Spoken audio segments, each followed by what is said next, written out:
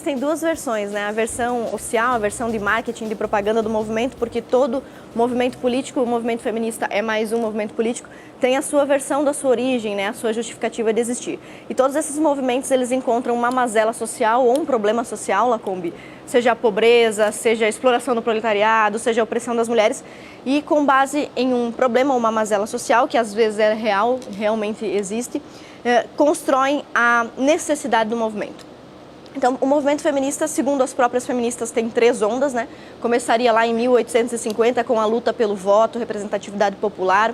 Depois, em 1960, a segunda onda do movimento feminista, já envolvendo sexualidade de forma mais descarada, aborto, casamento livre, né? Poligamia, por exemplo, né? Ou, na verdade, poliamor, como eles chamam. A legalização ou a facilitação de métodos contraceptivos e a própria explicação para a mulher de que ser mãe é opressão, é opressivo, é difícil, é ruim, que a mulher está em desvantagem por causa de suas condições biológicas. Então, a segunda fase lá de 1960 é uma fase mais sexualizada. E a terceira onda, 1990 em diante, a gente tem o feminismo com ideologia de gênero, aí ligada aos movimentos como o movimento GLS, e as pautas que eu costumo chamar de pautas gaysistas, que não tem a ver com a opção sexual, mas com a política. Então, essa é a versão do movimento feminista, que ele surgiu com a finalidade de combater ou acabar com as desigualdades ou desvantagens que são impostas às mulheres. Mas no meu livro, esse que o senhor mostrou aí, Feminismo... Eu a trato de senhora, a senhora me trata por você. Que você mostrou aí, esse aqui que a gente já vendeu mais de 60 mil cópias, foi um verdadeiro best-seller da editora Vide. A nossa versão nesse livro é: o movimento feminista surge de fato, de verdade, esse movimento que teve uma projeção real, uma atuação real na sociedade, realmente a partir do século XX. Então, todos os mulheres feministas de antes, século XV, XVI, XVII, proto-feministas, elas são roubadas pela pauta, eram apenas mulheres de seu tempo que se destacaram por algum motivo. Então a gente diz que o movimento surge desde o início, a primeira mulher feminista sempre ligada a uma revolução sexual, que não tem necessariamente a ver com direitos.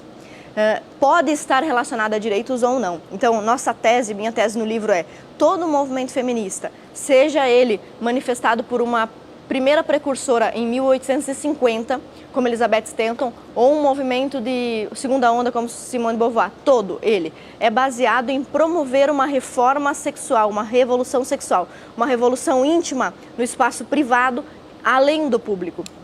Então, a grande divergência da construção que eu faço para a construção que as feministas fazem, elas dizem que tem a ver com direitos iguais. E eu digo que não, essa luta por direitos civis, jurídicos ou políticos é apenas uma ferramenta para o real objetivo, que é a revolução sexual, que é a transformação da relação entre homem e mulher, a confusão aí do que é o casamento, confusão do conceito de família, desestruturação e subversão do conceito do que é ser fêmea, mulher, né, e o que é ser macho, homem, a desconstrução dessas identidades, ou seja, uma verdadeira revolução na identidade e na forma de ver e fazer sexo. Amanda. Deputada, eu vejo de uma forma diferente. Tudo que eu já li, aprendi e vivi sobre pautas feministas tem a ver com essas ondas que a senhora descreve, mas principalmente essa primeira onda no século XIX, que surge ali em meio à Revolução Industrial na Inglaterra, de maneira a conquistar uma série de direitos e de cidadania que não eram garantidos às mulheres daquela época. Por exemplo, o direito a voto, a educação, a trabalho, as mesmas condições de trabalho como os homens.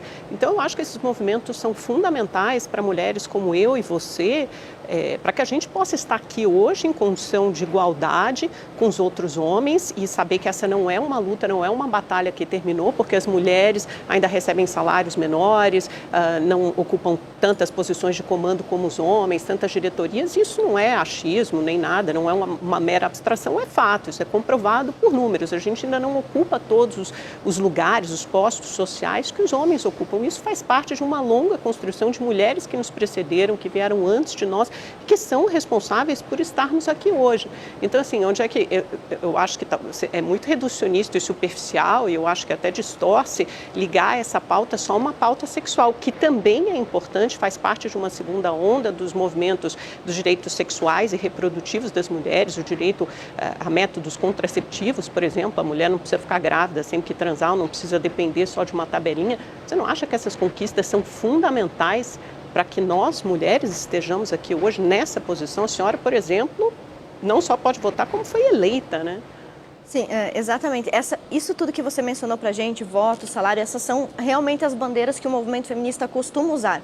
Em todo lugar a gente vai ouvir isso, né? Na Assembleia Legislativa nós somos em 6 deputadas no momento, deputadas estaduais, e o tempo todo se ouve Quantas isso. Quantas são? 6. 6, mais de um universo no de quantos? total são 40 deputados e desses 46 são mulheres. Ou seja, pouco mais de 10%. As mulheres continuam em minoria na política, também nesse espaço, no ambiente político, né? É uma conquista que nós precisamos ainda lutar muito, né? Não, não, na verdade, assim, as mulheres são minoria, né, Lacombe? Também entre eletricistas, pescadores. Aliás, a profissão mais perigosa do mundo, segundo a ONU, num relato de 2011, numa pesquisa, é a de pesca em alto mar. É a profissão que mais mata. Bombeiros, todas as profissões difíceis ou humilhantes, eu não acho toda profissão indigna, mas aquelas que impingem maior sofrimento, maior afastamento de casa, maior risco de morte, as mulheres também são minoria.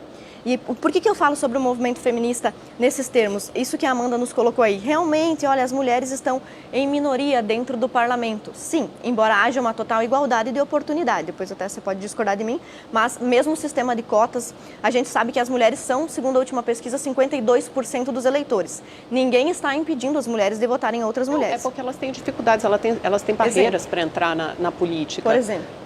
Os comandantes de partidos, os dirigentes são todos homens, os políticos são homens. E o que isso significa? Tem uma série de regras que são feitas para que essas pessoas possam se reeleger e possam se perpetuar no cargo. É muito mais difícil entrar para a política, como entrar em qualquer nova profissão, do que pessoas que já estão lá. Mas me dá um exemplo claro, porque para mim foi fácil. Eu acho que não é nem dirigido por uma mulher, né? Não, mas por exemplo, a Dilma foi presidente da República. Como é que você pode me dizer que ainda existe machismo na política se a gente teve uma presidente eleita, maior cargo que temos aqui, o maior? Pelo fato de que as mulheres ainda não representam nem 15% do Congresso Nacional. Então, mas por que as mulheres... E as mulheres não estão nas principais posições de comando, então elas têm alguns direitos a conquistar. Contra brancos na NBA, né?